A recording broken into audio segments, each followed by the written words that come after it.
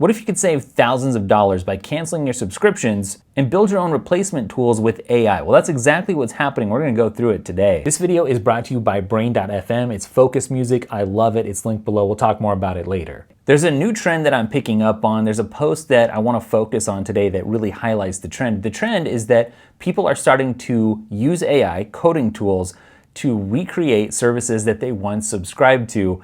And it sounds like it's actually a little bit simpler than you might assume or think. So McKay Wrigley here says, since January 1st, I've canceled 7 subscriptions to B2B SaaS products. With AI, it's taken me about 6 hours or one night to replace 100% of the value that I was getting from all of them, which is gonna save him about $7,500 in 2025. Now, the reason I'm fascinated by this is because there's a huge shift underway. And still, I think a lot of normal people they haven't caught on to this yet.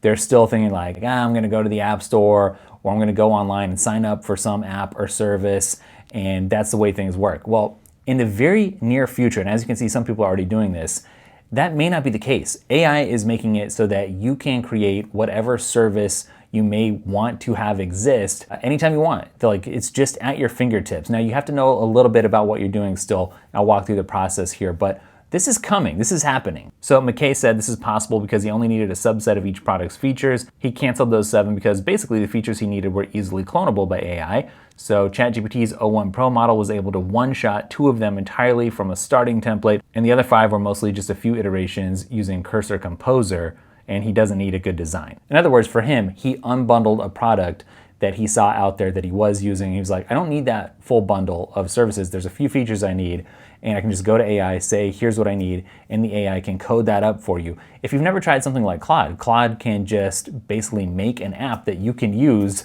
right there in the app. It's pretty wild. In his case, he was using Cursor along with the Pro version of ChatGPT, which is the o1 Pro model, which is very expensive. That's $200 a month. You don't have to use that to make something like this happen though. And it's funny because as this shift continues to get underway, the reaction that a lot of people have is like, what does this mean? What does it mean for me as a consumer? What does it mean for businesses who are trying to create software products and get subscribers and function basically? What does this mean for the future of the economy and for just the ability to personalize and customize things? And you can see he points out that he's not cloning entire products and he's not selling the stuff that he's making. He's just using it himself. What we seem to be seeing though is the democratization of technology. I mean, it wasn't long ago when you would hear from people in Silicon Valley like, learn to code and you're gonna be okay. Now it seems like AI is coming for a lot of the white collar jobs, and you see people saying, actually learn a trade. Like, that's the thing that's gonna be more of a moat in the coming years. But eventually I think that's going to change too. As we've talked about this recently on the show, robots invade our world, humanoid robots that are able to do the things that we're able to do. I wanna point out though, and there's some interesting comments on this thread, you might check it out yourself, that not everybody has the time or the inclination, the ability to recreate complex services. And there's some hidden costs in things like time of learning. But I think that we can go a little bit further here. I'm kind of excited by this because there's a lot of things that I have subscriptions to that I'd rather not have to pay for if I don't have to. But also I'm a business guy and I have some stuff, and I also see the challenges that AI is going to present as a business owner.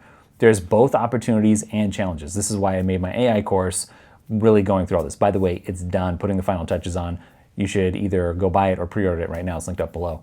But here's the thing that's super exciting to me. Not only can you recreate something that maybe you used to subscribe to, but you can also go further. You can make it better. You can enhance it. You can customize it, personalize it, and maybe end up with something that's much greater for you personally than what was already available on the market before you got involved, got your hands dirty, and did some prompting and personalized. Personally, I like Replete. I like the Replete agent. I find that a little bit easier to work with. The expected thing, the thing everyone's doing, seems to be using a cursor as an IDE, and you have to know a little bit more about coding that way. You might be able to create kind of one app that's just your app with all the features from various services and apps that you used to subscribe to in one place, which is kind of cool. And this could play out so many different ways. It doesn't mean that software and subscriptions are necessarily going to go away or die up overnight. I think what it means is if you have an audience and if you have some ability, you're able to bring a vision to life and then distribute it to other people. And it also means that you don't have to have an audience. You can just create useful things. And so there's some exciting possibilities, I think, surrounding this. I'd love to get your take on this. What is your take on AI's ability to clone features from multiple services, turn it into a personalized tool? Is it a shift that you find encouraging? Is it weird? Does it feel like it's a weird new world that you don't know how to fit into? Whatever you do, though, I think you should get familiar with AI. You don't have to feel like you love AI. You don't have to feel like you hate AI, but you should get familiar with AI. That's the best advice. Go in there and start learning some of these tools. Now, very quickly, let me mention our sponsor, Brain.fm. Focus Music. It's perfect for deep work, being creative, learning. It can help you focus in as little as 5 minutes, and it's science-backed. As you can see here, it actually does produce real results. People love it. I love it. I use it all the time. So you should definitely grab your 30-day free trial using the link down in the description. You can go to brain.fm/dailytech, daily TEKK. That's brain.fm/dailyTEKK.